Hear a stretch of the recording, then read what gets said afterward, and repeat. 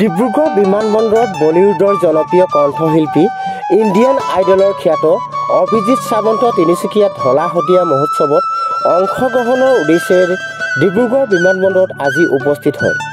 কণ্ঠশিল্পীগৰাকীয়ে লাহোৱাল বাৰ্তাৰ আগত প্ৰকাশ কৰিলে নিজৰ অনুভৱ।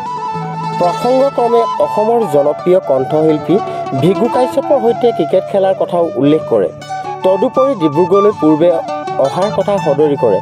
ডিব্ৰুগড় বিমানবন্দৰৰ পৰা পোনে পোনে তিনিচুকীয়ালৈ ৰাওনা হোৱা অভিজিৎ সাৱন্তক সংগ দিছে ভিগু কাশ্যপে।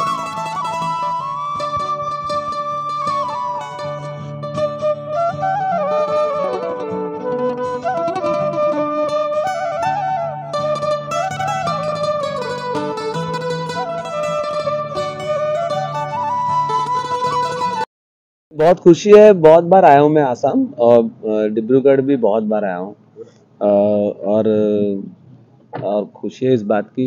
विगू भाई हमारे बहुत अच्छे दोस्त हैं और क्रिकेट खेले हम लोग साथ में सो या आज परफॉर्म करेंगे तो या बहुत मजा आएगा। और तिनिचुकिया जिलात प्रथमबार ढला शदिया महोत्सव आयोजन करा হৈছে আৰু ইয়াত সুদূৰ মায়ানগৰী বম্বেৰ পৰা আমি নিমন্ত্ৰণ জনাইছো ইণ্ডিয়ান আইডল খ্যাত অভিজিৎ সাৱন্তদেৱক।